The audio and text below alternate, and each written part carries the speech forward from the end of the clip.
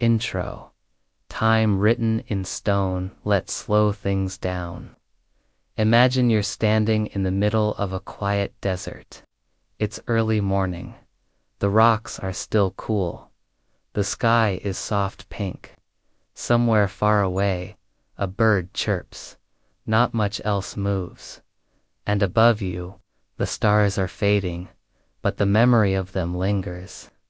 Now imagine this same desert 1,000 years ago. No phones, no clocks, no cities. Just people and the sky. Those people, the ones we now call the Anasazi, lived here long before asphalt airplanes or Google Maps. They didn't have calendars stuck to their fridges, but they knew exactly what time it was because they were watching the sun, the moon, and the stars like their lives depended on it. And in many ways, they did. This story isn't just about ancient buildings and pretty ruins.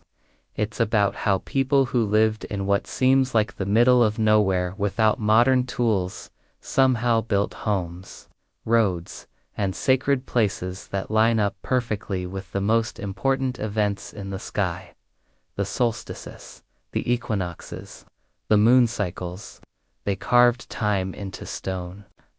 So tonight, we're going to take a calm walk through that mystery. From the canyons of Chaco to the cliffs of Mesa Verde, we'll look at what they built and why the heavens mattered so much. Don't worry, we're not in a rush. Let the day fade, get cozy, and drift into the ancient Southwest, where shadows and sunlight once told a story older than memory. Chapter 1. Who were the Anasazi? Before we dive into stars and sunrises, we should get to know the people behind it all. The word Anasazi gets used a lot, but it's a bit tricky. It comes from a Navajo word that roughly means ancient enemies, or ancient ones. Most modern Pueblo peoples don't use it much, because, well, who wants to be called ancient enemies? Instead, many prefer the name Ancestral Puebloans because that's what they were. The ancestors of today's Hopi, Zuni, Acoma, and many other Pueblo tribes. So for this story, we'll use both terms gently, with respect. Now, these folks lived in the Four Corners region of what's now the United States, where New Mexico, Arizona, Colorado, and Utah meet. If you're imagining tumbleweeds and red rocks, you're not wrong. But they also lived among rivers, cliffs, forests, and open skies. They weren't nomads. They were builders, farmers, weavers, storytellers, and, as we'll discover, astronomers. Long before telescopes or textbooks, the ancestral Puebloans figured out how to grow food in the dry Southwest. Their main crop, corn. They also grew beans and squash together. They called them the Three Sisters. But in a desert, farming isn't easy. You have to know exactly when to plant, and that means knowing exactly what the sky is doing. But we're getting ahead of ourselves. Let's talk homes. Some lived in pit houses, built partly underground to stay cool in the day and warm at night. Later, they moved to Pueblo's above-ground homes, made of stone and adobe, packed together like a honeycomb. The most famous are the cliff dwellings, especially the ones at Mesa Verde, tucked under huge rock overhangs like secret hideouts. They built roads, long, straight ones, stretching across miles of hard land. Some of these roads went to other towns, others, well, we'll talk about those soon. Let's just say they may have been walking through time, not just space. And in the center of their towns, round, sacred rooms called kivas used for ceremony, prayer, storytelling, and perhaps even skywatching. We'll spend time in one of those later, but for now, Just know that kivas weren't casual hangouts. They were spiritual portals. Like sitting in the belly of the earth, looking up. Now, one of the biggest and most mysterious places they built is called Chaco Canyon, in northwestern New Mexico. From around 850 to 1150 AD, it became the heart of a vast network of settlements. Massive buildings rose from the desert floor, some 5 stories tall with hundreds of rooms. The biggest, Pueblo Bonito, a D-shaped complex so big it could fit a modern football field inside. For centuries, people thought it was just a giant apartment block. But now we know it was much more. A kind of ceremonial center, a calendar in stone, a sky mirror. Here's what makes it all so astonishing. The ancestral Puebloans didn't have wheels. No horses. No written language like we know it. And yet they managed precise geometry, complex engineering, long-distance coordination between communities. How? Because they paid attention to everything, to the sun's angle at sunset, to the moon's journey across the month, to the first star rising after dusk. This wasn't science like today's labs and charts. This was science with soul. Let's talk about names for a moment. In modern culture, we tend to name places after people or politicians. But for the ancestral Puebloans, names carried power. A mountain wasn't just a mountain, it was a being. A direction wasn't just north, it was a sacred path. The world was alive. The stars weren't just points of light. They were storytellers, ancestors, dancers. So when they built, they didn't build just for shelter. They built to reflect the sky. We'll get to those alignments soon, but it helps to remember that to them, time wasn't separate from place. It was woven into the walls, and yes, they eventually left. Around 1300 AD, most of the big sites like Chaco Canyon and Mesa Verde were abandoned. People moved south and east. Drought, overuse of land, changing social systems, maybe all of it played a part. But they didn't vanish. Their descendants are still here, living in the pueblos of New Mexico and Arizona. Still farming, still dancing, still telling stories, still watching the sky. So, as we lie back tonight, eyes up, let's remember, we're not discovering anything new, simply listening to a very, very old story. And it starts with looking up. Chapter 2. Life in the Desert. Why the Sky Mattered. Let's take a deep breath and imagine something together. It's early morning in the ancient Southwest. The air is dry and still. The ground is cool beneath your feet. In the distance, you can see the soft outline of cliffs and mesas. No sounds except a few sleepy birds and the whisper of wind across the scrub. The smell of sagebrush, corn pollen, and dust. The sun hasn't yet broken over the horizon, but it's coming. And when it does, everything will begin again. Now, in a place like this, where water is precious, where the soil is stubborn, and the land gives nothing for free, you learn quickly that time matters. But not time like we know it now. Not hours, minutes, seconds ticking by on a phone. Here, time means seasons. Light, shadows, the slow turn of the earth and the pattern of the sky. For the ancestral Puebloans, the sky wasn't just something pretty to look at. It was essential.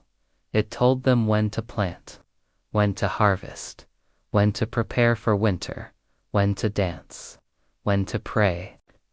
The sky was a clock, a calendar, a map, and a storybook, all rolled into one, and this land didn't make it easy.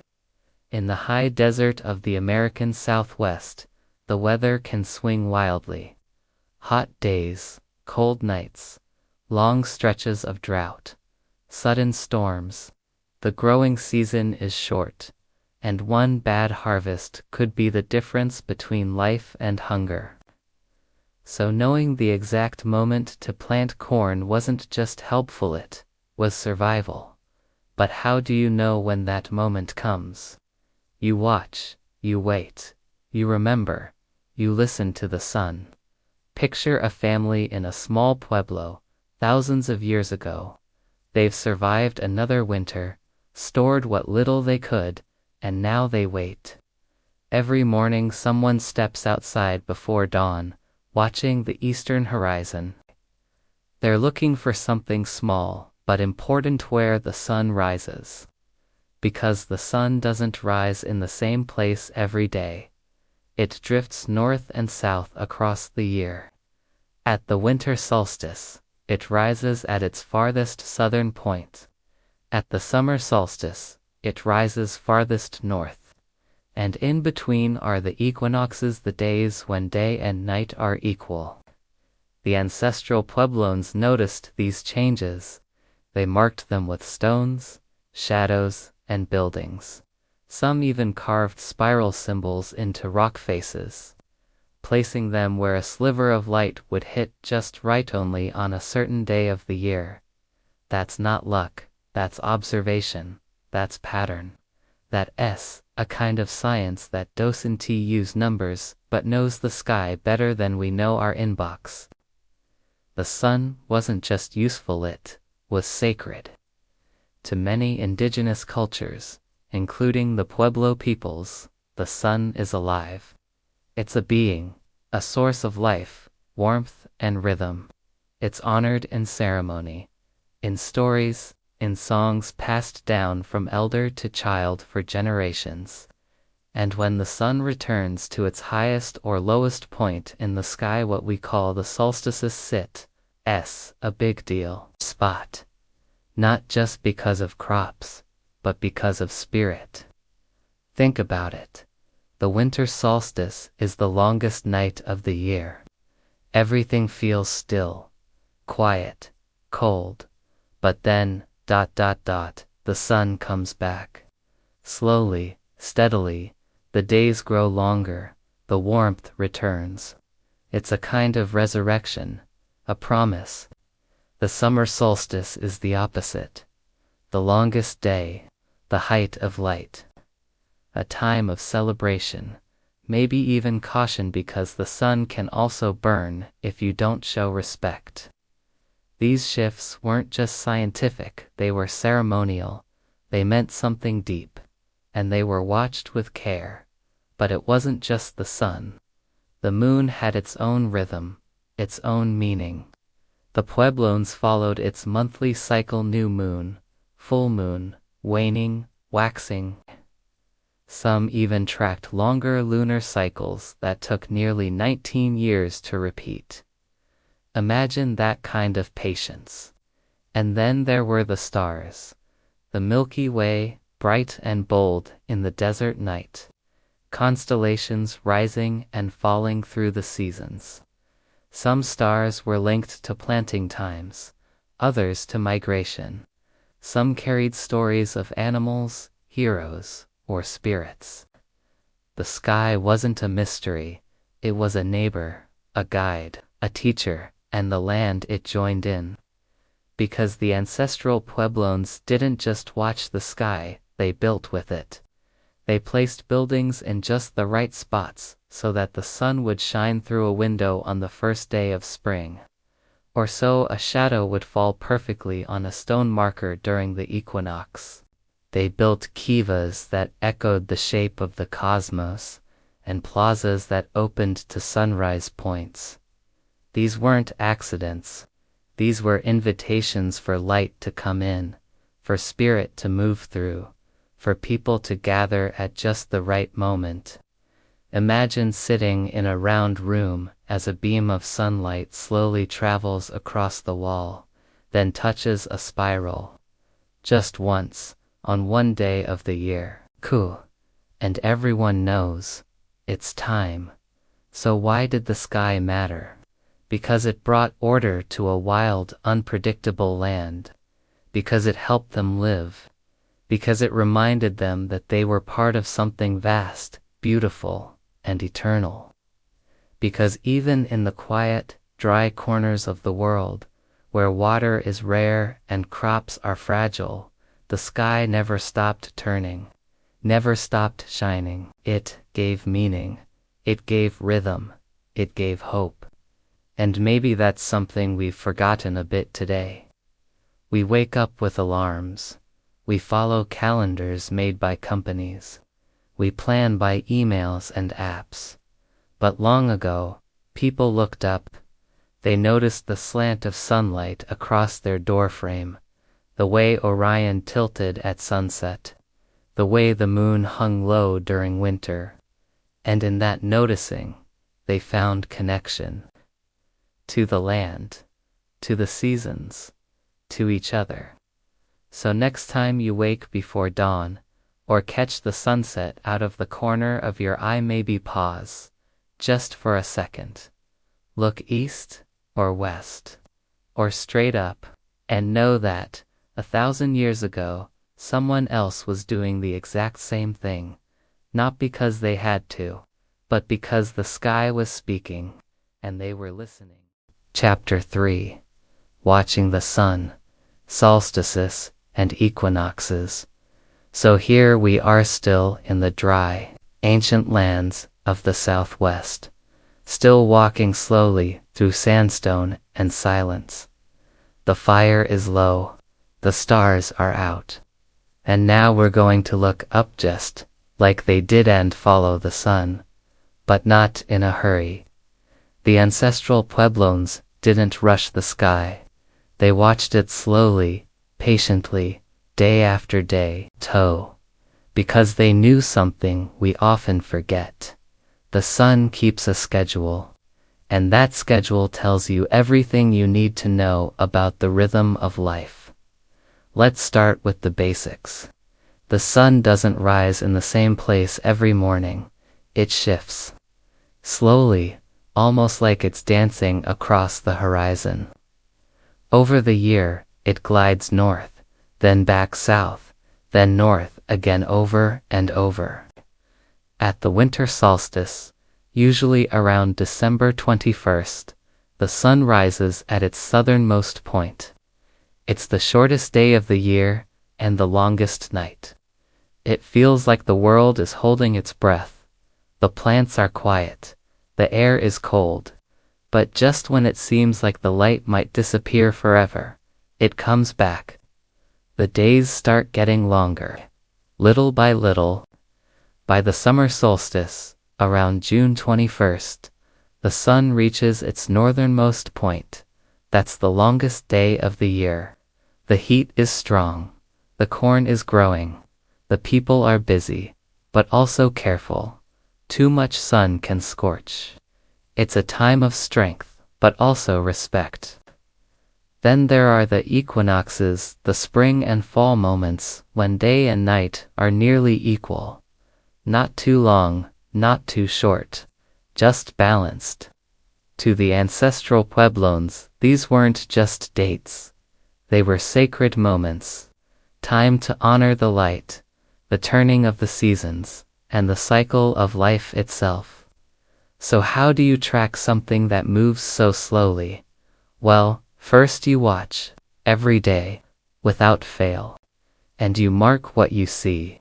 That's what the ancient astronomers of Chaco Canyon and other sites did. Not with telescopes, but with stones, shadows, and sunlight. Imagine carving a small hole in a wall, maybe just a few inches wide. If you build it just right, sunlight will shine through it on only one day of the year, say. The spring equinox, and land in a very specific spot, like a painted mark on the opposite wall.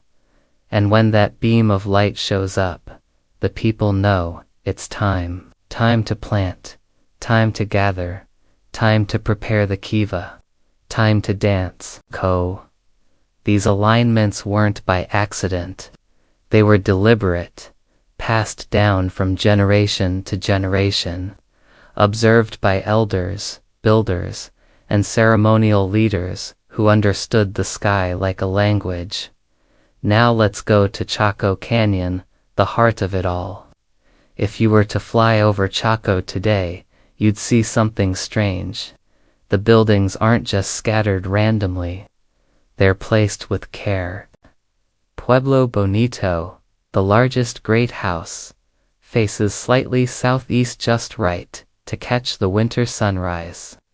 Some rooms inside these buildings only light up at dawn on specific days of the year. Others stay in shadow all year except for one bright shaft of sun during the solstice. It's almost like the buildings are calendars you can walk through. And it wasn't just the buildings. Long straight roads lead in and out of Chaco, many of them aligned with the directions of the solstice sunrises and sunsets. Imagine walking that road at dawn, watching the light hit the edge of a mesa just right, and knowing deep in your bones that the season had turned. One of the most incredible examples is what's called the Sun Dagger. We'll go deeper into it later, but here's a glimpse now. On a high, narrow ledge, on Fajada Butte's steep rock formation rising from the canyon floor there's a spiral carved into a flat rock wall. Next to it are three thin stone slabs that create narrow beams of light. On the summer solstice, a single shaft of sunlight slices right through the center of the spiral. On the winter solstice, to raise bracket the spiral perfectly, and on the equinoxes, a light touches the edge just right. No gears, no computers, just rock, sunlight, and incredible precision. The ancestral Puebloans knew exactly what they were doing. But let's not forget something important. This wasn't just about math. It was also about meaning. To track the solstices was to stay in rhythm with the earth, to live in balance. These moments were ceremonial. The people gathered, they prayed, they sang, they gave thanks, and they didn't take it lightly. Missing the planting season could mean disaster. But more than that, not honoring the sun's return might break the harmony between the people and the cosmos. In a world without distractions, without screens, the movements of the sky were the most important show in town, and it was sacred. Think about it like this. If you've ever stayed up all night and watched the sun rise, felt that moment when the darkness finally breaks and the first rays touch the world, you already know what they felt. It's quiet. It's powerful. It makes you feel small, but also connected to everything. That's what solstice watching is. That's what the ancestral Puebloans were doing.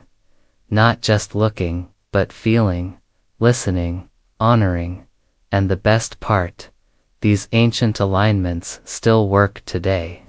You can go to some of these places, stand where they stood, and watch the light fall in the same way it did 1,000 years ago. Nothing's changed except maybe us. The stones still remember. The sun still returns. The calendar still turns. It's comforting, in a way.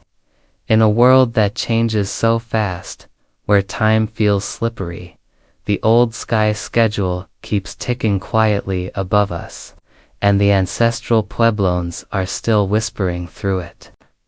So next time you see the sun rise, or notice the days getting longer, think about them. The builders, the watchers, the ones who shaped their world not just with tools, but with light. They weren't just surviving. They were synchronizing with the universe.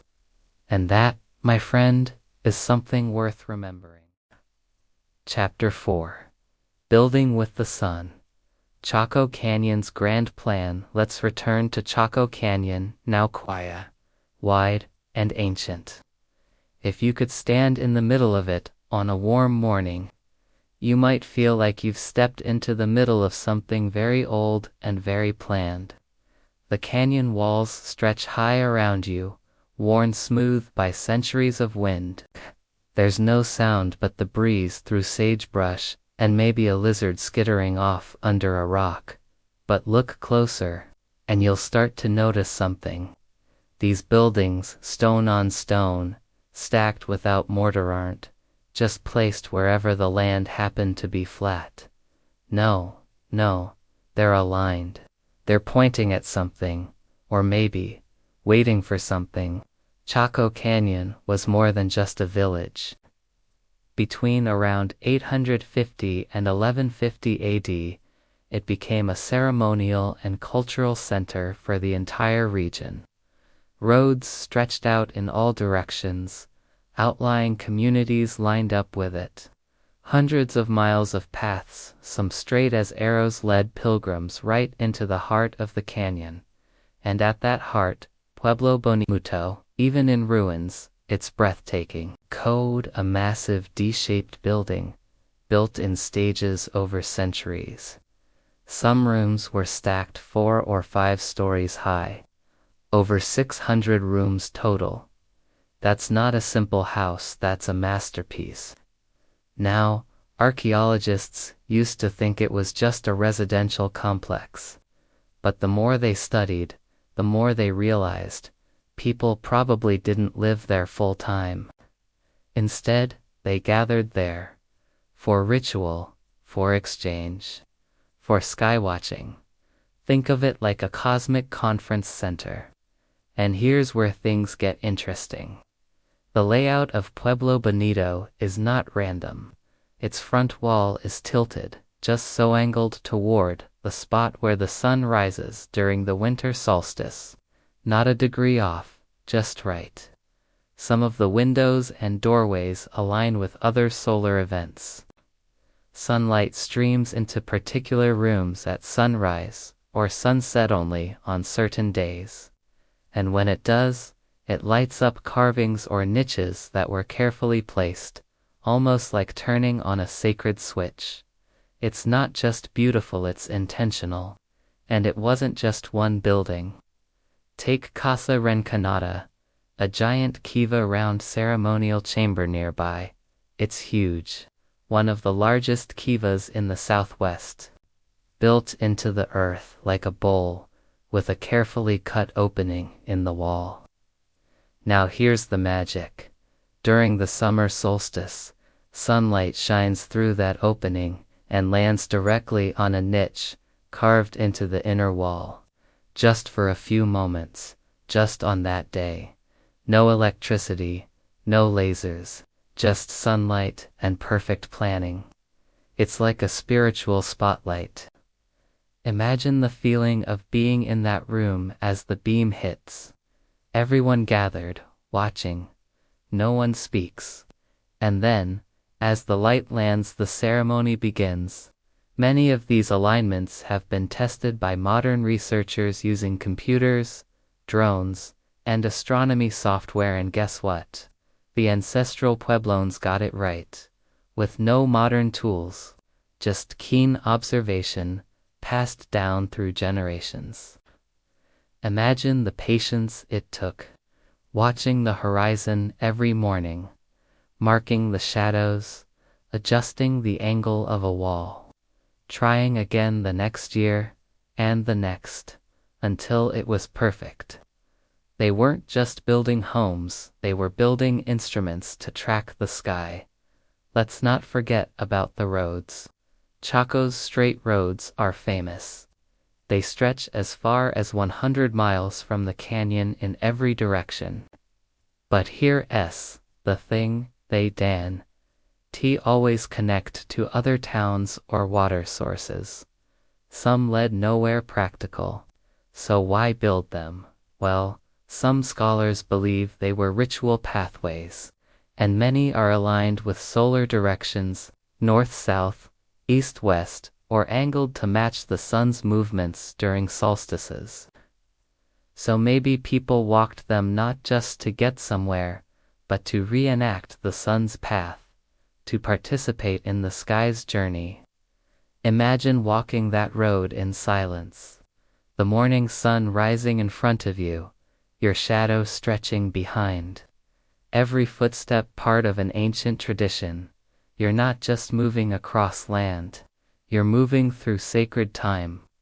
Now here's something even more impressive.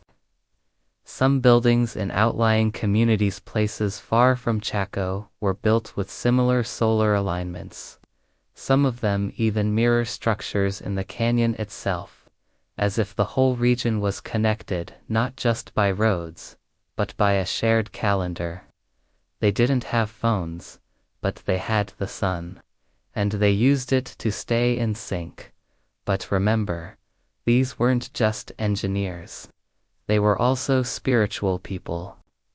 These buildings weren't just about marking time, they were about honoring it. Each solstice, each equinox, was a kind of invitation, a moment to stop and reflect, to give thanks, to realign the community with the rhythms of the universe. The buildings helped them do that. They turned the desert into a giant clock, but one that ran on meaning, not minutes. Now, it's important to say, not everything is fully understood. Some alignments are still debated. Some meanings are kept private by Pueblo elders, out of respect for their traditions. And that's okay. Some mysteries are meant to stay quiet. But what we do know is this. The buildings of Chaco were not random. They were planned with care, patience, and a deep respect for the sky above and the earth below. They were made to last, and they have. 1,000 years later, you can still stand in those ruins. You can still see the doorways, still feel the light, still imagine what it was like, long ago, when the people gathered in silence, watching the sun make its slow, sacred entrance. So next time you stand near a window, and sunlight hits your wall just right, think of Chaco. Think of builders who shaped stone to follow the sky. Think of people who saw the year not as a circle on a calendar, but as a circle of life, written in light and shadow. And remember, in every wall, in every crack, in every line, they were telling time. Chapter 5, The Fajada Butte Sun Dagger. All right, let's take a deep, quiet step deeper into the mystery. Out in the wide, dry center of Chaco Canyon, there rises a solitary stone formation called Fajada Butte. It's not massive like a mountain, but it's tall and proud, kind of like the desert decided to stick one big finger up toward the sky just to say, hey, look here. It's steep. It's rugged. And for a long time, it seemed like just another pretty rock in the middle of nowhere. But what was hidden near the top would turn out to be one of the most breathtaking astronomical tools in the ancient world. Back in 1977, a woman named Anasazi was exploring Chaco Canyon when she climbed Fajada Butte. Near the top, tucked in a narrow ledge, she found a carved spiral on a rock wall. Nothing too fancy, just a spiral, like a little galaxy made of stone. But then, she noticed something strange. There were 3 big stone slabs, leaning upright near the spiral. And during the summer solstice, a single beam of sunlight slipped right between those slabs and landed perfectly in the center of the spiral. Not off to the side, not kind of near it, dead center. As if the sun had reached down with a golden finger and said, "This is the moment." It didn't stop there. On the winter solstice, 2 beams of light flanked the spiral, one on each side, like 2 glowing bookends. And on the spring and fall equinoxes, a different ray touched the edge of the spiral just right. Every important moment in the solar calendar marked in light. No gears, no machines, just stone and sunshine. Anna had discovered what would become known as the Sun Dagger, and to this day, it's considered one of the most precise and poetic ancient solar markers ever found. Now, think about that for a moment. These weren't accidental light shows. This was designed.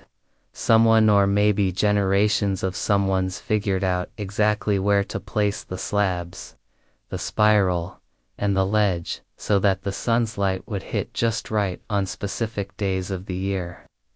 This meant long-term observation, decades of watching, of adjusting, of trusting the patterns in the sky. They had no clocks, no metal tools, no satellites. But they watched, and they learned. And they carved a kind of cosmic clock out of sandstone, right there on a canyon ledge. But what does it mean? Well, it's likely the Sun Dagger wasn't just a calendar in the modern sense. It was also spiritual. A place where someone, maybe a priest, a sky watcher, or a storyteller, would come to witness the sun's turning point. Quitta. They wouldn't be shouting numbers. They'd be quietly feeling the shift in the year's energy.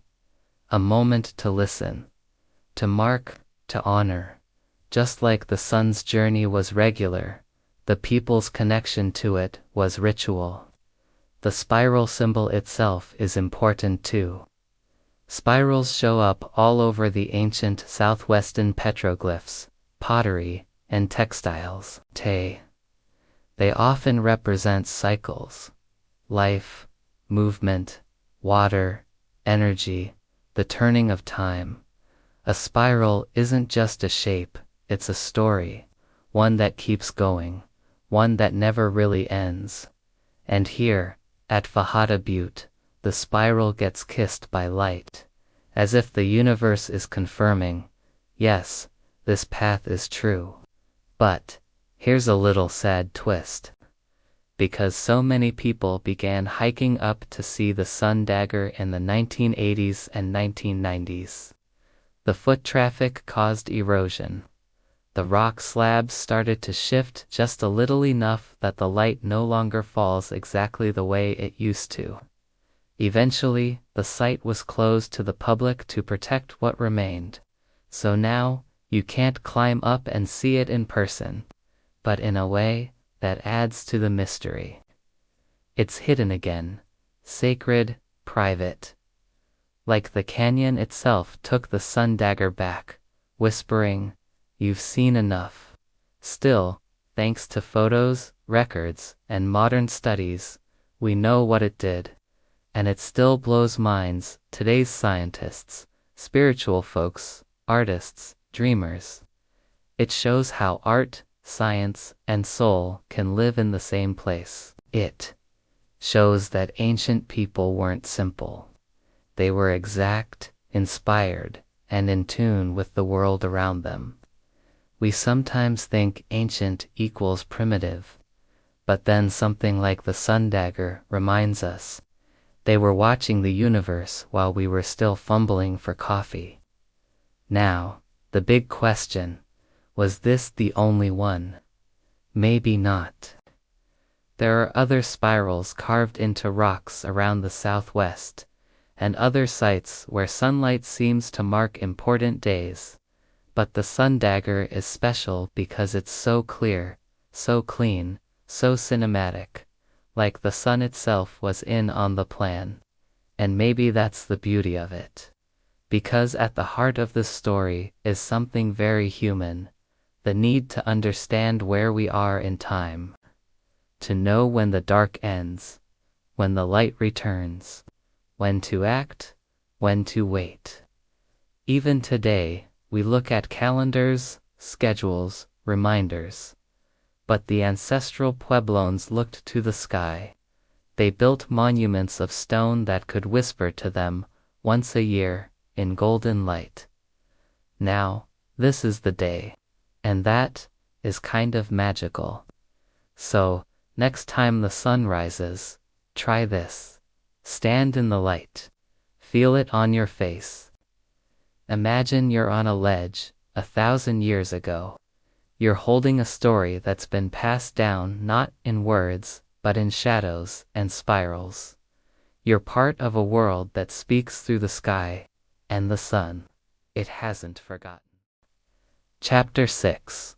Alignments in Stone. Architecture as Calendar. Okay, imagine this. You're standing in a stone room, quiet, cool and calm. No electric lights, no ticking clocks. Just the faint sound of wind outside, maybe a soft bird call, and the slow warm feeling of sunlight creeping in.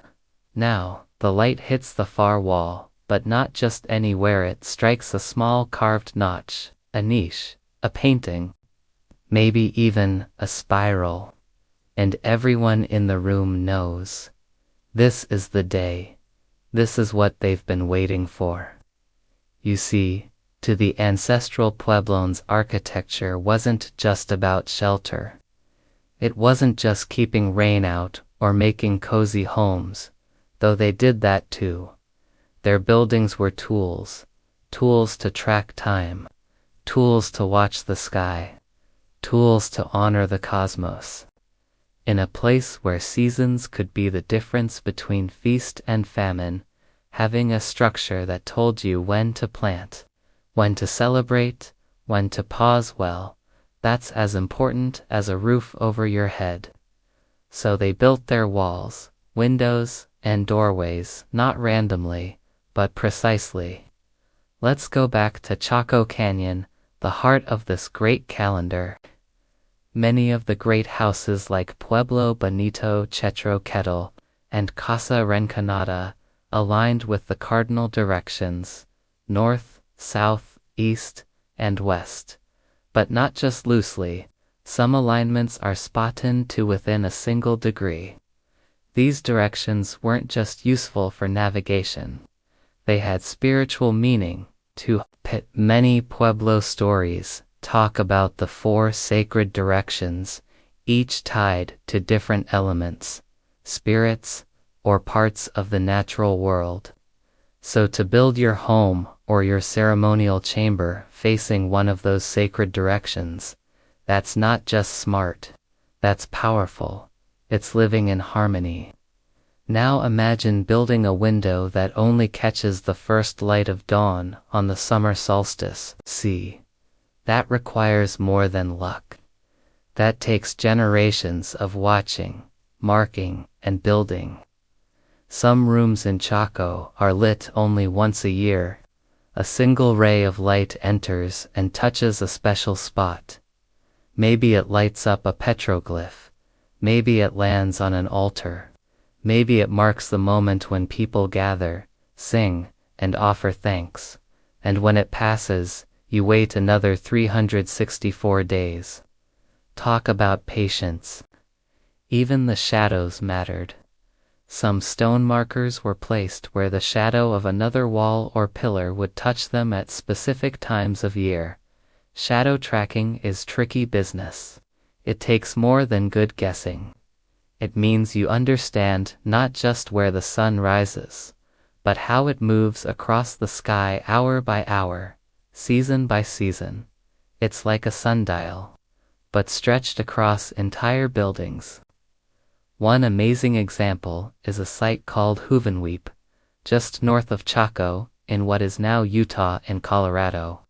Here, among the cliffside towers and pueblos, archaeologists found a slit window carved into the wall of a small tower, and guess what? On the summer solstice, sunlight streams through that slit and lands directly on a specific spot inside the chamber. Not too early, not too late. Just right. These towers weren't built tall for defense. They were built tall for the sky. Another example, the Wopachki Pueblo near Flagstaff, Arizona. Here, archaeologists discovered that some rooms are oriented to align with the sunrise on the winter solstice. There are doorways, niches, and internal lines of sight that act like cosmic alarm clocks built into the stone. Even T-shaped doorways, seen at many sites, may have been symbolic. Openings shaped to represent not just movement between spaces, but movement between worlds. Between the physical and the spiritual. Between the now and the timeless. And remember, they did this without modern tools. No rulers, no levels. No AutoCAD software. Just eyes, memory, and devotion. They observed. They remembered where the sun rose, how the shadows moved, how the light played across the rocks, and they passed that knowledge down, not in books, but through apprenticeship, ceremony, and story. Some people built, some people watched, some people told the story of why. Together, they made time stand still just long enough to be remembered in stone. Now here's a cozy little thought. Imagine being a child in one of these ancient pueblos. You grow up watching the adults place small pebbles on the horizon. Mark the light with charcoal, whisper about the coming solstice. One day, your parent takes you to a room and says, "Watch the wall, don't blink," and then, at the perfect moment, light streams in and hits a spot, and you get it. You're part of something bigger. Something older than any one person. A clock made of earth, passed through generations. That kind of teaching. That stays with you forever. Some scholars call these alignments archaeostronomy. It sounds fancy, but really it just means watching the sky the old way. And in these communities, watching the sky wasn't a hobby. It was a duty. Because knowing the solstices didn't just help with farming, it connected people to the spirits. The ancestors, the world's pulse. It meant that, no matter how hard the winter, the sun would return. No matter how long the night, the dawn would come. And the stones, they remembered. They marked the promise. So if you ever visit these ancient sites, don't just look at the walls. Look at the lines, the angles, the openings. Look for the sun's favorite hiding places. Because these weren't just homes. They were messages, from one generation to the next. They say, we were here, we watched, we waited, we built with the stars. And maybe, in a world where everything is fast, flashing, and constantly changing, we need that message. That reminder to slow down, to watch the light, to follow the seasons, to live, not by clocks, but by the sky. Because even if the roofs are gone, even if the rooms are crumbled, the alignments still work.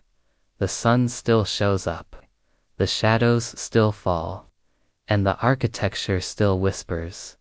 Time lives here. Chapter 7. Moonlight Architects. Tracking lunar cycles. All right. We've followed the sun. We've watched it rise and fall, dip and return, beam through doorways and kiss spiral stones. But there's another sky player that moves more softly, more mysteriously. One that glows instead of burns. One that doesn't shout but whispers. The moon. And just like the sun, the ancestral Puebloans watched the moon with deep attention. Maybe even more so, because the moon, well, she's a little more complicated. Where the sun moves with a steady, predictable rhythm, solstice to solstice, east to west the moon dances. She changes shape night by night, disappearing and returning in an endless loop. New moon, crescent, quarter, gibbous, full. Then back again. 13 cycles in a year, each one just under a month. But that's not all. The moon also rises in different spots on the horizon, depending on where she is in her longer, more secret rhythm, the one we call the lunar standstill cycle. What's that, you ask? Well, it's one of the sky's most beautiful secrets. Every 18.6 years, the moon completes a slow, sweeping pattern across the sky. It's like this. Some nights, the full moon rises way up high in the sky, higher than usual. Other nights, it barely lifts above the horizon. And this shifting isn't random. It's part of that nearly 19-year lunar standstill cycle. There are major standstills, when the moon swings the highest and lowest. And minor standstills, when her path is more modest. It's subtle. It takes decades of watching to notice. But the ancestral Puebloans noticed, at places like Chaco Canyon, there's evidence that these ancient skywatchers were tracking the moon's long-term cycle perhaps, even building certain features to line up with it. One intriguing site is Pueblo Bonito again. Some researchers believe that its walls and internal chambers may reflect lunar standstill positions. Certain rooms might be been used for ceremonies when the moon reached those extreme points, moments that would be been deeply spiritual and rare. Imagine waiting 18 years for one night of moonlight to shine through a certain doorway. That's not just observation. That's devotion. Now think about what this meant for their lives. The moon doesn't just glow, it tells time. A full moon in late spring might signal the planting season. A new moon in autumn might align with a harvest festival. The lunar calendar helped structure the ceremonies, the gatherings, the rituals that kept the community moving. And because the moon's changes are visible every night, even children could learn to read its phases. Look, a grandmother might say, pointing to the sky, it's waxing. That means the hunt is near. Or, the full moon is low this winter, that means it's a minor standstill. We prepare. They didn't need calendars on the wall. They had the sky. Let's talk about another site. Newgrange in Ireland. Wait, what does Ireland have to do with the ancestral Puebloans? Well, not much directly, but it shows something fascinating. Many ancient cultures watched the moon. At Newgrange, the winter solstice sun shines into the chamber. But in places like Callanish in Scotland, the stones align with the lunar standstill. Back in the southwest, similar alignments might be hiding in plain sight spirals, rock markers, horizon notches, and because the moon moves more slowly than the sun across years, it makes these alignments even harder to track. You need to stay rooted, to live in one place for generations, to see the moon's full pattern play out. Which, of course, the Puebloans did. Now, let's add a little mystery. Some spirals carved into canyon walls show long lines stretching through or around them. These may not point to solstices, but instead to lunar extremes. And then there are twin spirals, or spirals next to moon-like circles. Some believe these are visual calendars, ways to count moon phases, lunar months, or even lunar eclipses. Oh yes, eclipses.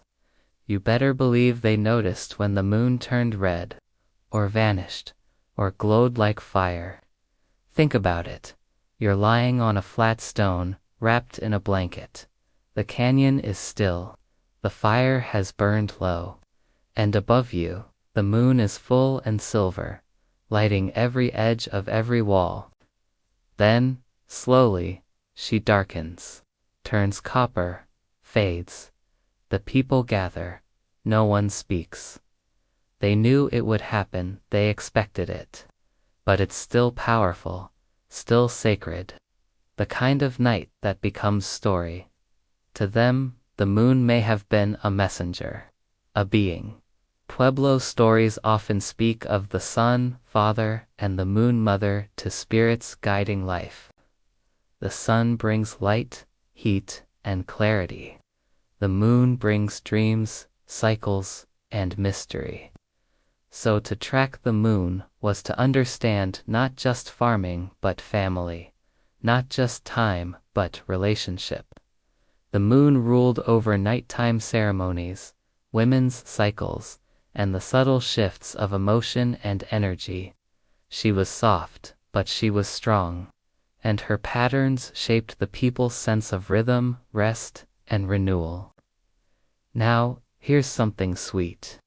Even today, some Pueblo communities still celebrate by the lunar calendar. Moon phases help time festivals and feasts. The cycles of planting and dancing. The moon is still part of the calendar, just on paper, but in the heart. So when we look at the ruins, when we see the doorways, the spiral carvings, the stone lines stretching to the horizon, we're seeing more than ruins. We're seeing a record of the moon's journey, written in rock.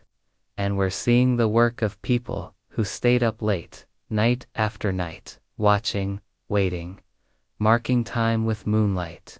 So here's your bedtime image tonight. A stone tower on a cliff, a cool breeze, a blanket of stars overhead, and rising slowly, silently, behind the canyon wall. The full moon, round, bright, ancient, a reminder that even in the dark, there's always a rhythm, a glow, a guide. Chapter 8. Ceremonies of Light, Solstices and Ritual Life. Let's imagine a cold desert morning. The sky is still dark, but there's a little shimmer in the east, just the first hint of dawn. The canyon is quiet, but people are moving. Soft footsteps, the quiet swish of woven cloaks, the smell of sage, and the air. It's full of something electric but calm. It's expectation. Because today isn't just any morning. Today is the winter solstice. For the ancestral Puebloans, the solstices, both summer and winter, were more than just marks on a calendar. They were turning points. Moments when the world tipped just slightly and the light began to shift again. In the winter, the days were short, nights long. The world felt still, even asleep. The sun, low in the sky, seemed tired. And for a people living by the land, that mattered. Less light meant less warmth, less growth, more waiting. So when the sun stopped moving south and began creeping north again, even just a little, it was cause for celebration. The return of light, a promise that spring would come again. Now, they didn't have fireworks or countdown clocks, but they had something better: ceremony. All across the Southwest, Pueblo peoples honored the solstices with songs, dances, and offerings. The ceremonies were timed precisely, often by watching the sunrise through aligned windows or markers. And when the light landed just right, maybe in the center of a spiral, or on a stone wall deep inside a sacred chamber, it meant, it's time. The people would gather in the kivas, those round, subterranean ceremonial rooms. Fires would be lit, drums would begin, and stories would unfold. Now picture this scene inside a kiva. The walls glow with firelight. Elders sit cross-legged, faces lined with wisdom. Children lean forward, wide-eyed. Outside, the stars are still visible, but the horizon is growing pale. And then it happens. A single beam of sunlight slips through the small window, cutting through the smoke, and falling onto a carved mark. The room falls silent. One of the elders nods, and the ceremony begins. Solstice rituals were communal. They pulled everyone together, young and old, dancers and watchers, singers and builders. These were times to reset, to reflect, to honor the cycles that kept everything alive. Food was shared, Gifts were exchanged. Prayers were offered to the sun, to the ancestors, to the spirits of the land and sky. Some ceremonies lasted all day. Others stretched into the night, under the stars. And in those moments, time felt different. Slower, deeper, sacred. Of course, not all ceremonies were the same. In the summer solstice, the focus might shift. The sun was at its strongest, highest point. Crops were growing. Life was buzzing. And so the people gave thanks for abundance, for warmth, for the balance between effort and reward. They might dance in the plazas, feet pounding dust in steady rhythms. They might paint their faces, don sacred clothes, and move in intricate steps passed down through generations. Every motion had meaning. Every beat told a story. Some dances told the tale of creation. Others honored the corn mothers, the spirits of growth and nourishment. Others reenacted the journey of the sun itself, moving across the sky, from east to west. To an outsider, it might look like art, but to those inside the circle, it was everything. It was the past and future braided together. It was teaching. It was memory. It was peace. And here's the thing. These weren't performances. They were participations. Everyone had a role. Some prepared food. Some watched the stars. Some played flutes and rattles made from gourds and turtle shells. And others kept the stories, the old ones. They spoke of how the world began in darkness, how the people emerged, how the sun was coaxed into rising, and how it must be honored to keep rising still. These weren't just myths. They were instructions for balance, for harmony. Even today, in modern Pueblo communities, these solstice ceremonies continue quietly, respectfully, away from cameras and tourists. The songs are still sung, the fires still lit, the lights still watched, because some rhythms are too sacred to change. And what about the equinoxes, those days of balance? They, too, were honored. They marked the middle points, reminders that life isn't all dark or all light, but a dance between both. A cycle that asks us to adapt, to flow, to trust. The ceremonies might be smaller, simpler, but still meaningful, still full of thanks. Now here's something gentle to think about. When we light candles in December, when we gather at sunrise for Easter, when we count down to midnight on New Year's Eve, we're still doing it, still marking the turning of time, still hoping for light, still celebrating change. The ancestral Puebloans just did it through stone, shadow, and song. Their way was quiet, precise, and deeply beautiful. Sun. Next time you see the sun rise just a little later, or set a little sooner, take a moment, stand still, feel the light on your face. Remember a people who built with sunlight, danced in rhythm, and gave thanks at every turning, because they knew, just like we do, deep down, that light always returns, and it's worth waiting for. Chapter 9. Astronomy beyond Chaco, Mesa Verde, and other sites. Let's take a quiet walk away from Chaco Canyon for a moment. Not too far, just enough to explore some other corners of the ancient Southwest. Because as incredible as Chaco is, it wasn't the only place where people were watching the sky, carving spirals, and building with the stars in mind. Nope. The ancestral Puebloans had neighbors, cousins, really scattered across cliffs and canyons, mesas and valleys. And guess what? They were just as tuned in to the cosmos. So, where are we going next? Let's head toward Mesa Verde.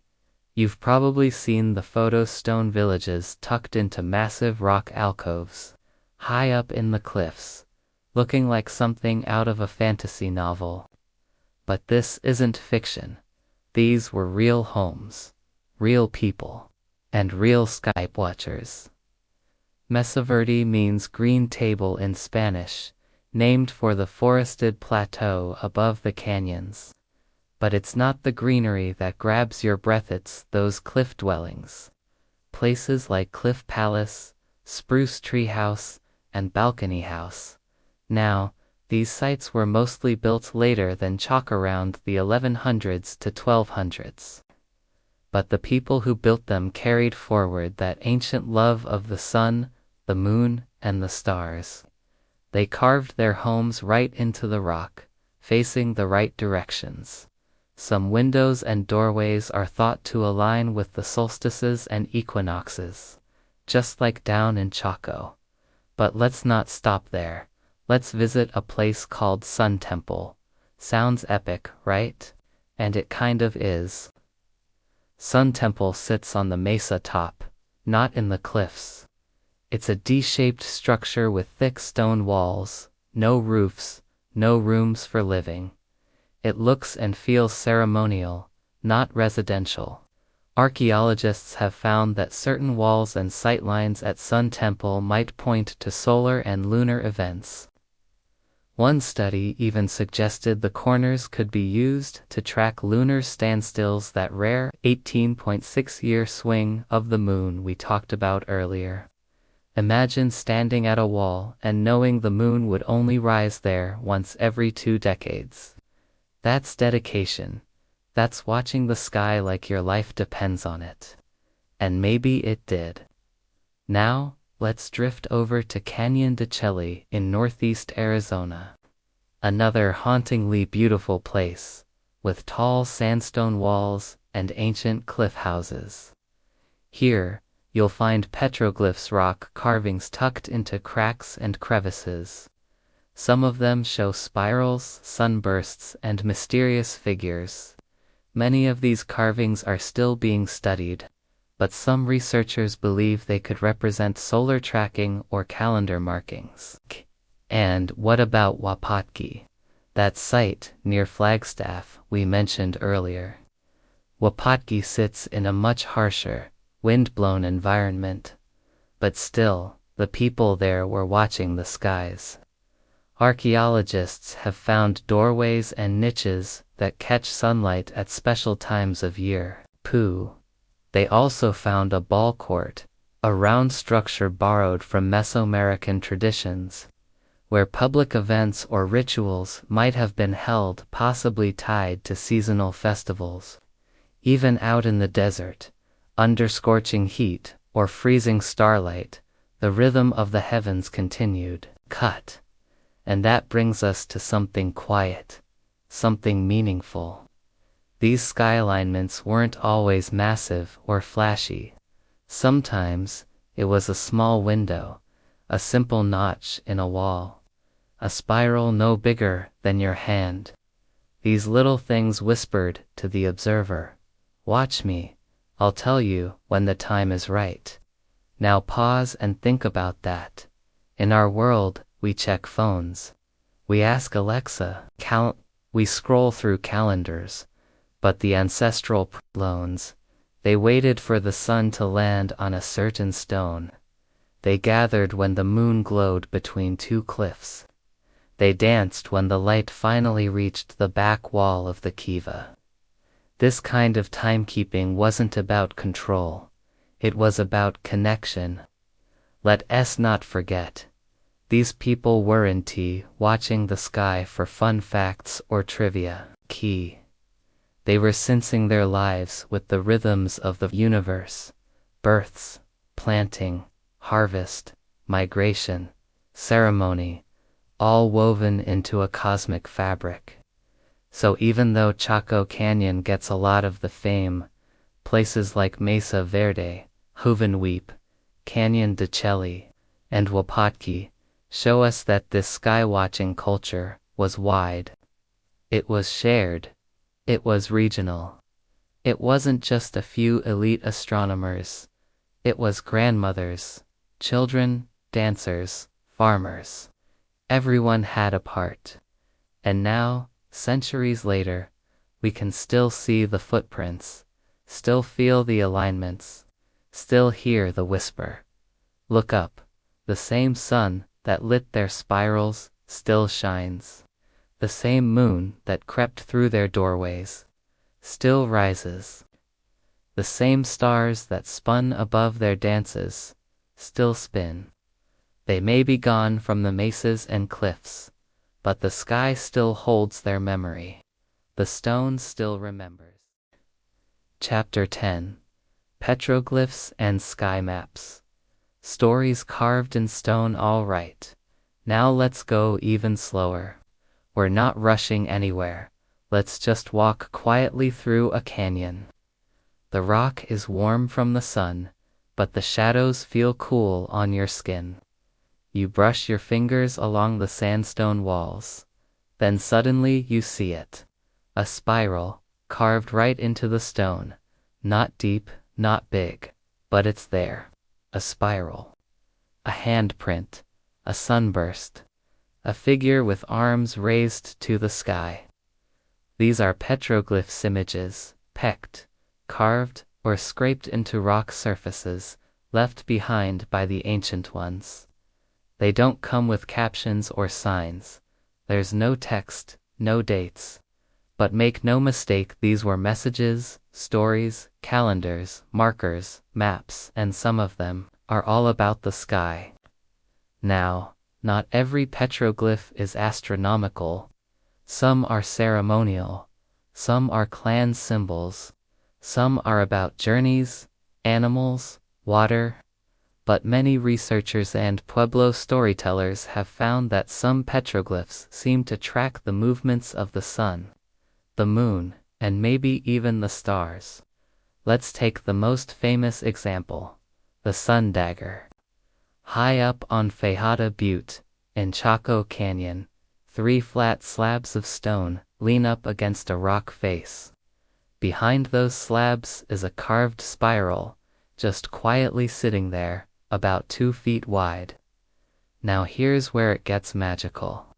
At noon on the summer solstice, a narrow blade of sunlight, a dagger of light, pierces between the slabs and lands perfectly on the center of the spiral. Not above it, not below it, dead center, on the winter solstice. 2 light daggers frame the spiral, one on each side. And during the equinox, 1 dagger slices through the edge of the spiral. It's like the sun is saying, I'm here, mark the day.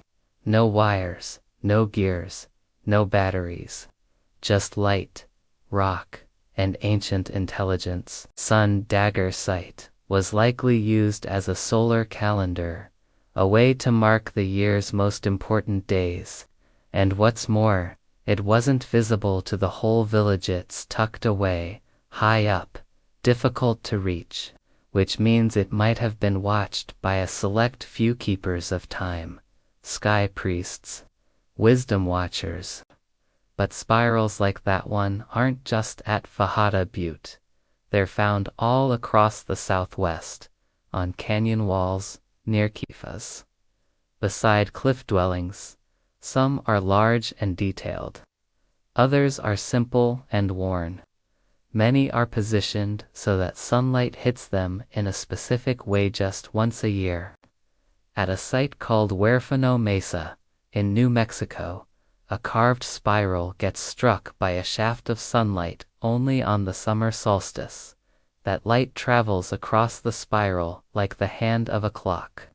Coincidence? Maybe once, but again and again, across multiple sites, that's a pattern, a plan. Even animal symbols carved into the stone may have sky meaning. Some researchers think lizards, snakes, or horned figures relate to constellations or seasonal changes. A snake might represent the Milky Way, slithering across the sky. A turtle might mean the earth. A horned being, maybe a star god or sky guardian. It's not all proven, but it all whispers. And then there are star maps. At a place called Painted Rock, near Gila Bend, Arizona. Petroglyphs may reflect celestial events, meteor showers, constellations, even supernova. Some suggest that a mysterious starburst symbol carved at Chaco Canyon could mark the appearance of the 1054 supernova real event recorded by Chinese astronomers, when a massive star exploded and shone brighter than the moon for weeks. Was it visible from Chaco? Yes. Would it have shocked and amazed skywatchers? Definitely. Did they carve it into stone to say we saw this? Maybe. And here's the thing. These rock carvings weren't just about astronomy. They were about connection. They taught people when to plant, when to gather, when to celebrate. They were reminders. Pay attention to the sky. Time is not just clocks, it's shadow and light. Watch for the beam that comes only once a year. But they were also spiritual. A spiral didn't just mean the sun, it meant life itself. The journey inward, the return outward, the cycle that never ends. In many Pueblo traditions, the spiral represents emergence. The path from the underworld to this one. A journey of the soul. So when they carved a spiral on the wall, they weren't just noting the sun's angle, they were telling a cosmic story, one you could see, one you could feel, if you stood in the right place at the right time. Even today, Pueblo elders still teach the importance of the sacred directions, the sacred cycles, the sacred sky. And though many of the petroglyphs are fading, covered in dust or worn by rain, they still hold that quiet power. You can visit these places if you walk gently and listen. Don't touch. Just look. Let the sun guide your eyes. Let the stones whisper. Let the shadow move slowly across the wall. Because even if we don't understand every symbol, even if some meanings are lost, we still feel it. The care, the wonder, the patient watching. It's all still there. A calendar carved in silence. A story told in sunlight. A map that doesn't move but shows you how you move, through the world, through time, under the same sky. Chapter 11. The Builder's Wisdom. Engineering for the Heavens. Let's take a slow breath. The canyon is quiet again, but this time we're looking not at the sky or the rocks but the buildings themselves. Not just the walls and windows, but how they were placed, shaped, and angled. Because the ancestral Puebloans didn't just observe the cosmos. They built with it, carefully, intentionally, quiet genius, set in stone. Walk into a place like Pueblo Bonito, and you'll notice it's not randomly placed. The outer wall forms a D shape. The long side faces exactly north-south. That means the flat face of the building was catching light in a certain way at certain times. The walls aren't just walls, they're solar panels for the soul. When the sun rose or set on a solstice, it hit those walls just right, warmed them in winter, balanced them in summer. These people were using architecture as a calendar. Some of the rooms were aligned in rows, almost like lines on a graph, where doorways connected straight through several rooms. That let light pass deep into the heart of the structure on just the right day. One beam, one moment, and then dark again. Over 600 rooms in Pueblo Bonito, some small, some stacked, some ceremonial, all arranged like puzzle pieces that knew the sun. And then there's Casa Rinconada, one of the biggest known kivas round ceremonial room with a diameter over 60 feet. Deep inside, on the north wall, there's a small window, and every year, during the summer solstice, a beam of sunlight enters that window and falls onto a special niche. It's like the sun knew the address. Or rather, the builders did. They weren't just laying stones. They were thinking like astronomers, engineers, timekeepers. The Great North Road, stretching from Chaco to the north, also seems symbolic. Some think it aligns with the North Star Polaris, not perfectly, but close enough to make you wonder. It wasn't just a road, it was a line to the sky. Maybe it guided pilgrims, maybe it was spiritual, maybe it was both. And the placement of great houses wasn't just practical kit, it was visual. Many of these structures were placed so that they could see other buildings or landmarks far away, sometimes miles off, across mesas and canyons. Sightlines that lined up with sunrise, or moonrise, or certain stars. At Hovenweep, out on the Utah-Colorado border, there are small tower stone buildings perched like birds on canyon rims. One of them, called Hovenweep Castle, has windows and slits that align with both the solstices and equinoxes. Imagine a shaft of light passing through a tiny opening, landing right on a certain point, once a year.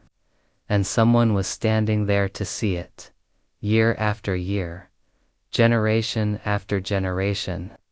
These weren't guesses, they were designs, built with memory, with observation, with ceremony. Let's pause and picture it. You're stacking stone on stone. The air is dry, your hands are cracked. But in your mind, you're holding a map not of the land, but of the sky. You're thinking, where will the sun rise in 2 months? Where will it fall in winter? How can we shape this wall so that the light returns here, right here, when the people need to gather? That's not just construction, that's legacy. And it wasn't only Chaco or Hovenweep. At Wapatki, builders created structures that used shadow and orientation to follow the sun. In the cliffs of Mesa Verde, some doorways appear to catch just the right amount of light in winter, when warmth was needed most. Even small settlements, the kind that barely remain, have rocks arranged just so facing sunrise, watching sunset. It's easy to think ancient builders were only trying to survive. Shelter, fire, food. And yes, that was part of it. But they were also lifting their heads, watching, measuring, planning building not just for shelter, but for meaning. There's something poetic about that. In a place where water was scarce, winters cold, and summers fierce, they still took the time to honor the sky, to track time through light, to use stone like a sundial. They didn't have cement, no metal tools, no written blueprints, just memory, passed down, eyes trained on the stars, hands skilled in shaping the world, canned. And in all that, they created buildings that still stand, that still speak, that still catch the same light, same shadow, same sacred rhythm. We walk into those ruins today and say, wow, this is beautiful. But they weren't building for tourists. They were building for the sun, for the moon, for the next solstice, for the community, for ceremony, for balance. Small rooms might have mattered. A storage room aligned just right might keep food cooler. A vent placed just so could bring in a breeze.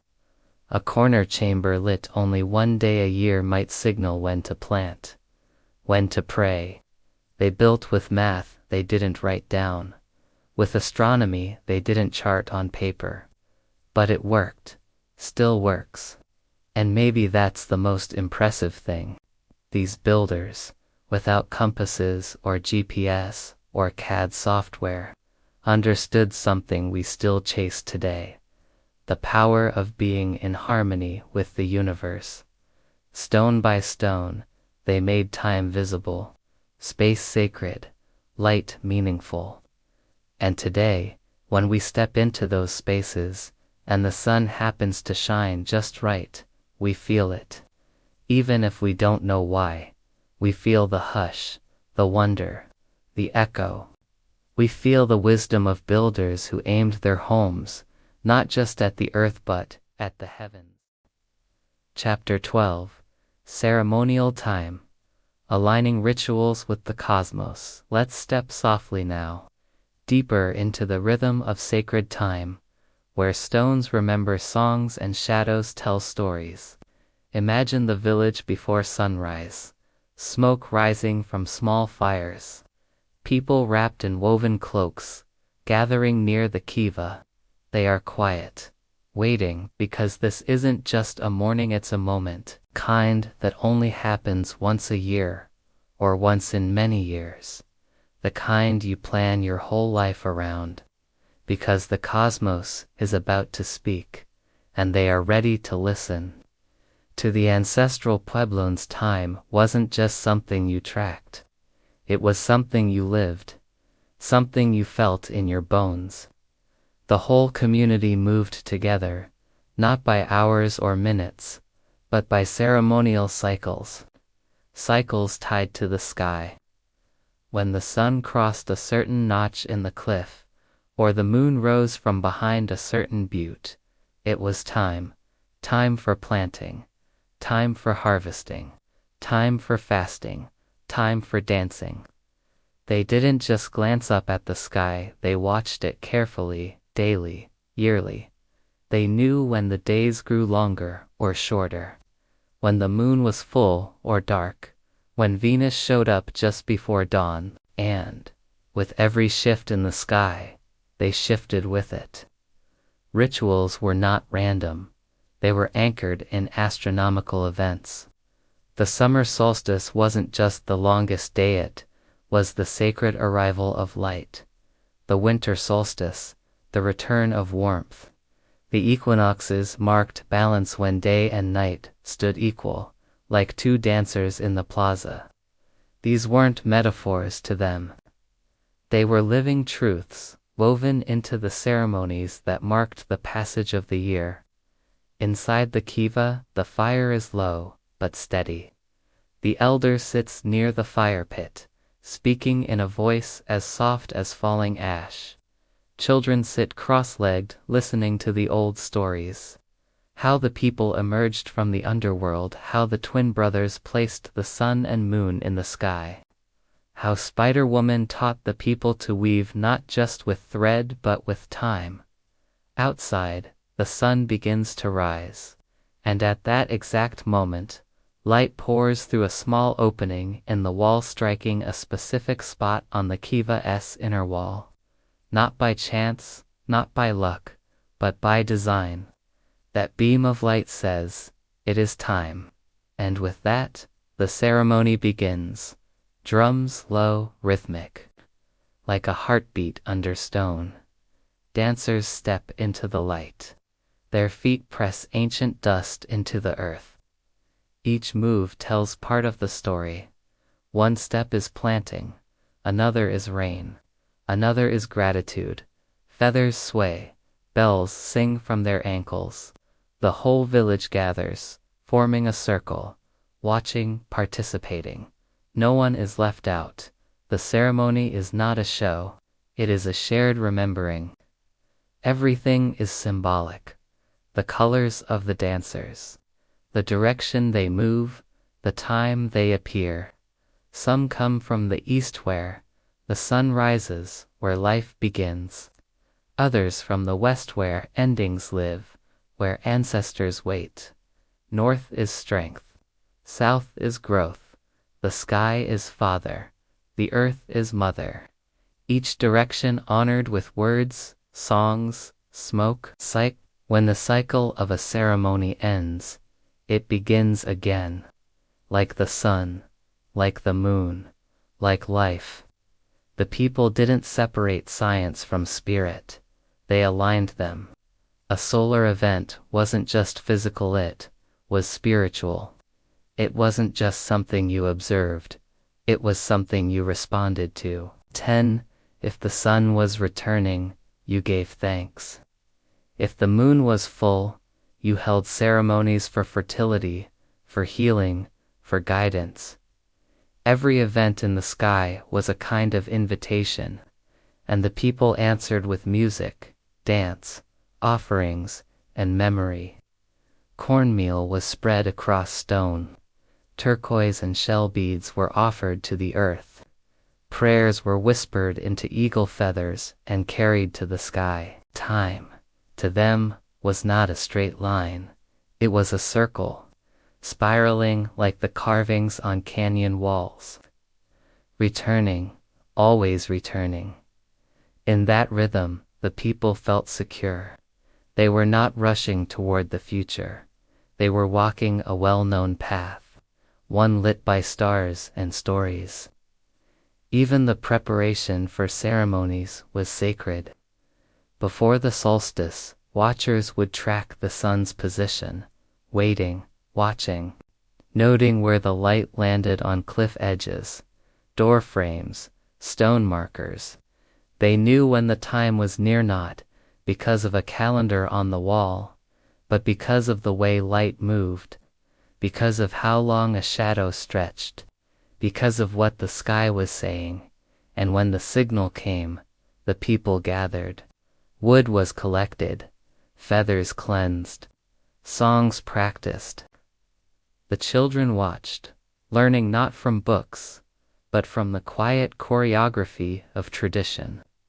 Sometimes, entire ceremonies were designed around a single event in the sky, a bright star, a rare eclipse, a comet with a glowing tail. These moments were rare, but they were not missed. Done. They were treasured. Entire plazas would fill with people, eyes lifted, hearts open. These were moments when heaven seemed close, when the lines between worlds felt thin, and the ceremonies held the people together, like thread pulling cloth into meaning. It wasn't about superstition, it was about connection. Connection to each other, to the land, to the sky, and to the past. The ceremonies were not just for now, they were for all time. Reenactments of ancient truths, reaffirmations of sacred balance. When the people danced, they weren't just moving in circles. They were spinning the world forward, keeping harmony alive. And when the ceremony ended, it didn't really end. The rhythm continued. The stories lingered. The spiral turned. People returned to daily life, but with the knowledge that they were part of something vast, eternal, beautiful, that the stars would come again, that the sun would rise again, that their place in the circle was still there. So now, imagine yourself there, sitting beside the fire, listening to the drum, watching the light creep across stone. You don't need to understand every word, you just need to breathe with it. Let the rhythm settle in your bones. Feel the way time expands in that space, how the past is not gone, it's dancing right in front of you, how the sky is not for, it's in the room with you. How the ceremony is not over, it's just beginning again. Chapter 13. Collapse and Continuity. What happened to the astronomers? Let's slow everything down for a minute. Take a deep breath. Imagine you're standing at the edge of a canyon, looking out over the land where ancient villages once buzzed with ceremony, stories, songs, and skyway.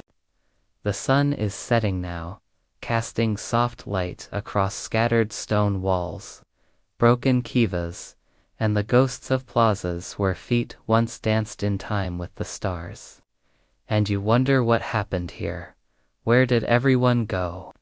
It's one of the quietest questions in American archaeology. Whispered across crumbled masonry and painted walls. Why did the great centers like Chaco Canyon, Mesa Verde, and Wapatki suddenly go silent? Why did the light go out in these stone cities? The truth is, the people didn't disappear, but something changed.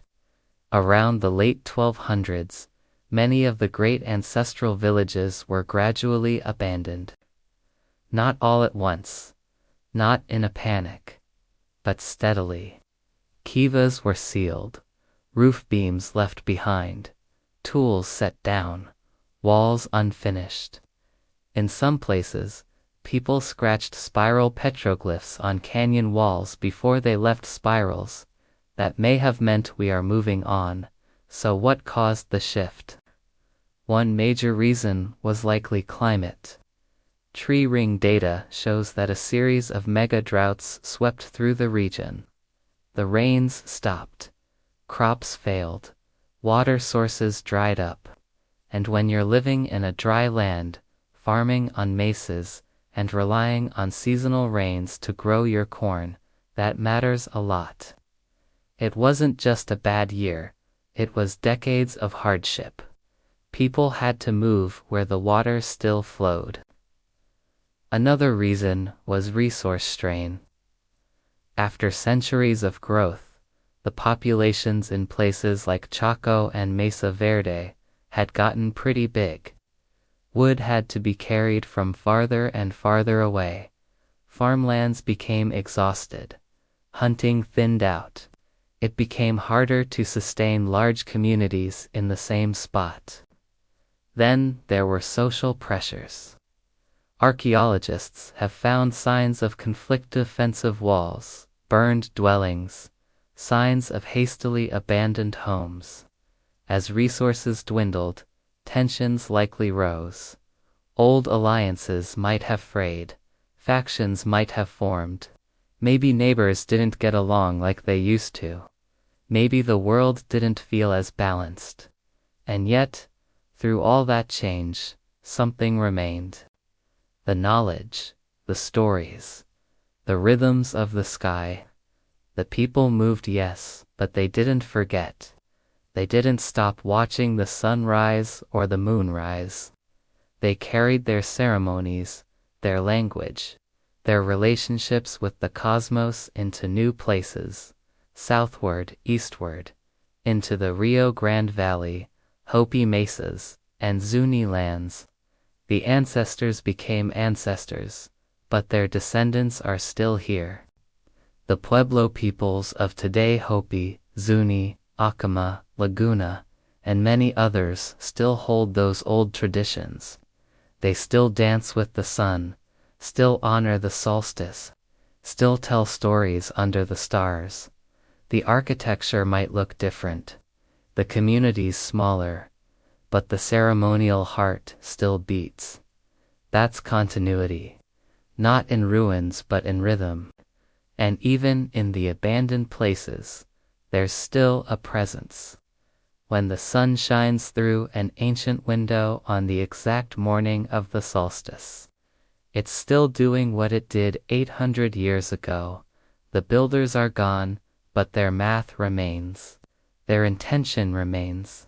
Their memory etched in stone still glows when the time is right.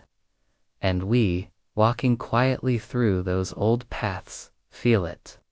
Not loss, not absence, but presence, a kind of peaceful persistence.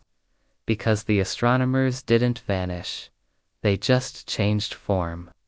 They became farmers again, storytellers, dancers, grandmothers teaching children how to look for Venus in the morning, grandfathers showing where the sun will rise in winter. And through those gentle, daily acts, the legacy of the skywatchers lives on. So when we say collapse, maybe that's not the right word. Maybe we should say transformation. The stone cities were left behind, but the stars were not. The light was never abandoned. The people were never lost, and neither was the wisdom. Because even now, in modern Pueblo communities, there are still watchers, still ceremony keepers, still children who know where the sun hits the wall on the shortest day of the year. And when you visit Chaco or Mesa Verde or Hoven Weep today, you're not walking through a graveyard, you're walking through a map, a kind of memory still alive in stone, still aligned, still sacred, and always waiting for the next beam of light. Chapter 14. Modern Echoes.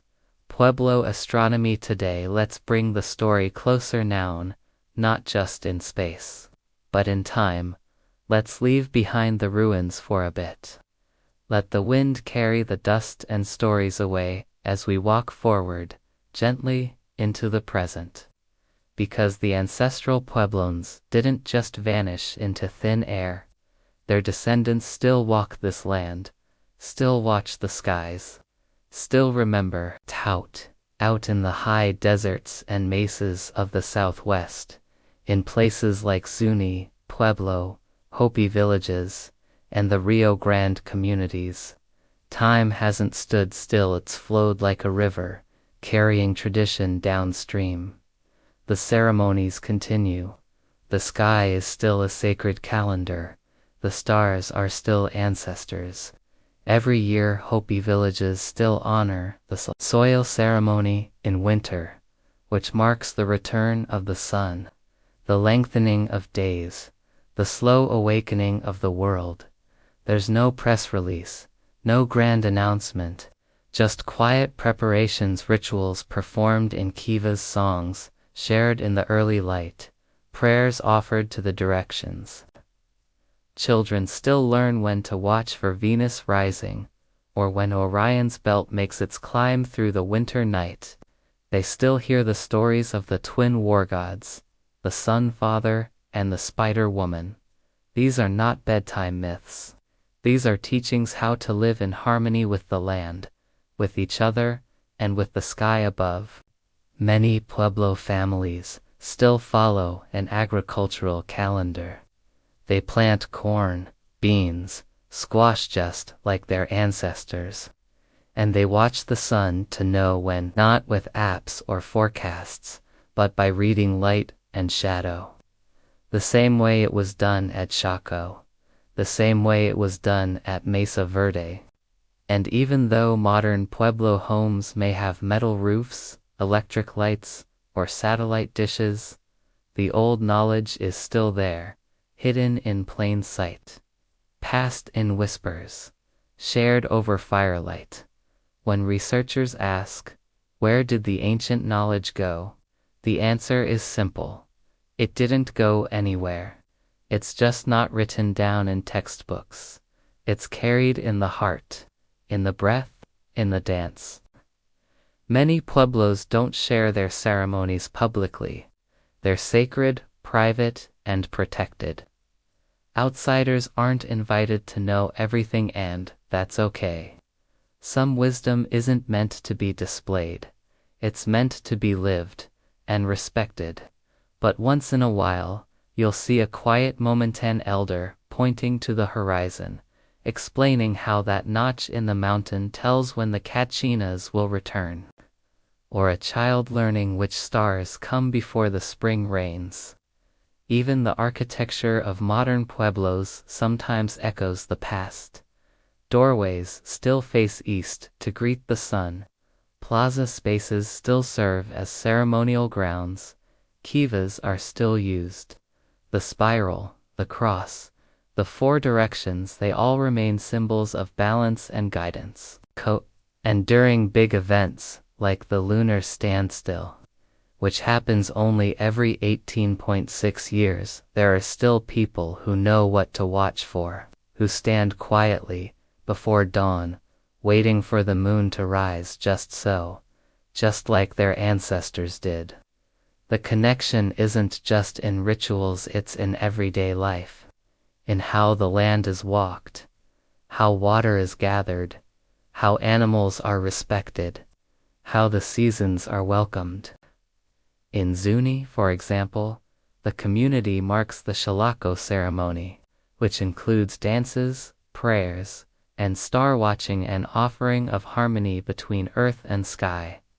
It's not a reenactment, it's real life. You'll also find Pueblo artists who carve the old symbols, sun faces, spiral motifs, cloud terraces into jewelry, pottery, and paintings. These aren't just decorations, they're part of a living language. A way of saying, we still see, we still remember. And here's something quiet to consider. In today's world of high-speed internet and glowing screens, people often feel lost, disconnected, drifting. But the Pueblo peoples remind us, connection is not about technology. It's about attention, looking, listening, noticing how the light shifts across a wall, how a shadow lengthens, how the stars return, right on time, as they always do. The ancient astronomers used stone and sun. Today's Pueblo skywatchers might use both tradition and tools, binoculars and telescopes, yes, but still guided by the same reverence, still seeking balance. And there are those bridging both worlds, native scientists and educators, who are reviving and sharing ancestral astronomical knowledge. They teach that native astronomy isn't just about observations, it's about relationships between earth and sky, between time and people. The Tohono O'odham and other nations also carry similar sky traditions. But among the Pueblo peoples, especially, the memory of Chaco's alignments, Mesa Verde's windows, and the Sun Dagger spirals still burns like a coal. Not hot and loud, but steady, quiet, enduring. And so the circle continues. The same sun rises, the same stars return, the same stories are told in new voices, from grandmother to granddaughter, from elder to apprentice, from canyon wall to painted pot. The ceremonies are not in the past, they are now. The sky is not ancient, it is present. You don't need a telescope to find meaning, just a moment of stillness, a place to sit, a heart open to the rhythm of the world. Because modern Pueblo astronomy isn't about nostalgia, it's about living in a way that remembers. So when you visit the old sites, when you stand at a place where the sun once lit up, a sacred room, remember the light never stopped, and neither did the people. Chapter 15. Legacy in the Sky. What the ancients still teach us, let's settle in one last time. Get cozy, let the air feel still. Imagine you're lying on your back in the desert at night. The earth is warm beneath you. The sky is massive above you. And the stars are exactly where they've always been. Quiet, blinking, endless. You could be here now, or 1,000 years ago, and the sky would look almost the same. The moon rises. The constellations drift. Venus glows before dawn. It's all still here. And maybe that's the most powerful part of this whole journey, the legacy that lasts. The ancestral Puebloans didn't leave behind books or written calendars. What they left was even better. They left relationships. With stone, with light, with time, with each other, with the heavens. And those relationships, they're still teaching us, still guiding. They remind us that time isn't just about hours and minutes. It's about seasons, cycles, and moments. The kind you feel more than measure. A shadow touching the wall for the first time in months. The first star rising in the east after a long winter. The silence just before the sun slips over the mesa. They remind us that buildings don't have to be big or flashy to matter. A single spiral carved into a wall, a window cut in the right place, a stone laid with intention. These are acts of science, but also acts of spirit. They teach us that astronomy isn't just about studying the stars, it's about listening to them, living in rhythm, noticing the way light changes, how the sky turns, how every part of the universe has its own beat and how we are part of that beat too. These ancient skywatchers didn't separate life from the cosmos. The stars weren't distant, they were family, guides, guardians. Every ceremony, every planting, every migration, timed to the music of the sun and moon. They didn't look up at the sky to conquer it. They looked up to find their place within it. And in that, they offer something we need right now. In our world of schedules and stress, deadlines and distractions, they show us a slower way, a quieter way, a path that leads not forward, but deeper, into balance, into observation, into connection. They show us how to be still, how to watch, how to wait, how to wonder. Even now, modern architects study how Chaco's buildings were aligned. Engineers marvel at the precision. Astronomers retrace the moon's path across those ancient sightlines. But no computer model can quite explain what you feel when you stand in a kiva, and the sun shines through that one little hole only on the solstice lighting, a spot that hasn't been touched since last year. It feels like a message, from the past to the future, through the sky, and that message is simple. Pay attention. Honor the cycles. Let the stars guide your steps. There's also humility in it. The ancestral Puebloans didn't try to control the sky. They adapted to it, respected it, lived alongside it. They didn't say, "How can we bend nature to our will?" See. They said, "How can we live with nature's will?" That's wisdom. That's a kind of astronomy that goes beyond data and graphs. It becomes a way of seeing, a way of being. And maybe, just maybe, it's one we need to return to, because the stars are still here. The sun still rises and sets. The moon still pulls the tides and touches our dreams. And in the high desert of the southwest, the stone still remembers.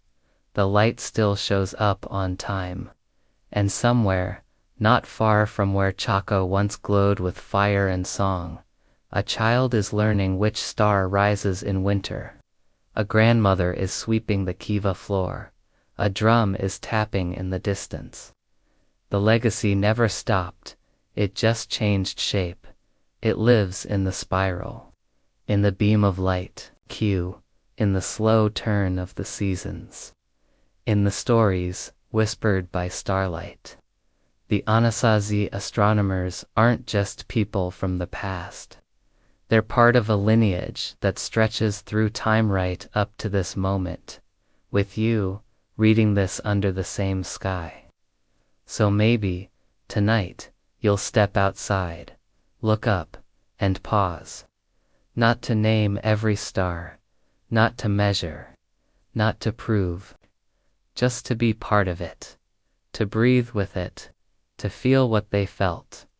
That quiet awe, that sacred rhythm, that deep, steady knowing that the sky is not just above us, it's within us, too. The end. Conclusion. The light still shines, so now we've reached the end door, maybe just a soft pause in the story. After all the winding canyons, the ancient walls, the spirals carved in stone, and the patient stargazers watching the horizon from their cliff homes, what remains? Not ruins, not silence. What remains is presence. Anasazi, those master builders, sky readers, and ceremony keepers left behind something much deeper than stone. They left a way of life, a way of seeing, a way of being in sync with something greater, with the sky, the land, the seasons, and each other. They didn't just survive in the desert. They thrived, in rhythm with the cosmos. They planted when the stars said to plant. They danced when the sun said to dance. They gathered when the moon was full. They didn't need clocks or calendars. The whole universe was their guide.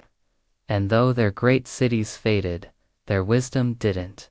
It moved, gently, into the hearts of their descendants, the Pueblo peoples, who still carry the light, the rhythm, the stories. Today, in quiet kivas and starlit villages, that knowledge lives on, not as a memory, as a practice, as a prayer. And maybe that's what the Anasazi still teach us, that wonder doesn't come from new technology, it comes from attention, from humility, from harmony. We don't need to look far to find something sacred. Just look up, the same sun, the same moon, the same stars, still rising, still marking time, still waiting to be noticed. The light they followed still shines. All we have to do is look.